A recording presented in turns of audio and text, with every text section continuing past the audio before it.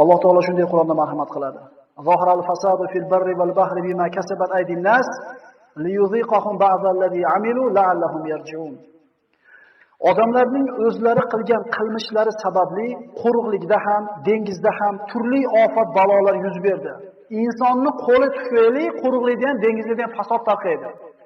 Ekologiya buzilayotgan bo'lsa, baraka ketayotgan bo'lsa, dehqonchilik bo'lmayotgan bo'lsa, hayvonlarga kasal kelib o'layotgan bo'lsa, Alloh taolo aytayapti, o'zingizlarning qo'linglar sababli bo'ladi. Gunoh sababli bo'ladi. Bu balo va ofatlar odamlar qilayotgan gunoh ma'siyatlardan qaytishlari uchun ularga qilgan ayrim gunohlarining jazosini toptirib qo'yish uchundir. Qilgan gunohingizga jazo keldimi? Qayting deyapti. Qaytsangiz Alloh taolo afv qiladi, kechiradi. Gunoh insonni tili xiyonat qilishligiga sabab bo'lib qoladi. Tili qanaqa qilib xiyonat qiladi? Inson mana shu tilini ikki og'iz so'zda aytib qo'yishligiga juda zo'r bo'lib turgan paytda til xiyonat qilib qo'yadi. Payg'ambarimiz sollallohu alayhi vasallam aytganlar, kimni ketar soatida oxirgi tilidan chiqqan so'zi la ilaha illalloh Muhammad Rasululloh bo'lsa, albatta jannatga kiradi degan Rasululloh.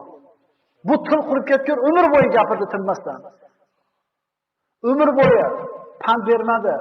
Umr bo'yi ishlab berdi yolg'onlarni gapirishlikka, yolg'on qasamlarga, g'iybatga, hazilga, shikoyatga.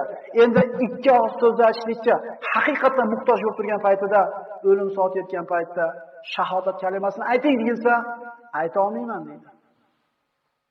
Bilmaysizmi desa, bilaman, lekin ayta olmayman deydi.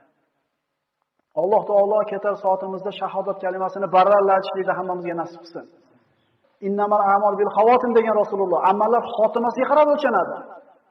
Nimani ustida vafot qilsa, shuni ustida tiriladi degan payg'ambarimiz sollallohu alayhi vasallam. 15 ta gunohni sanadik.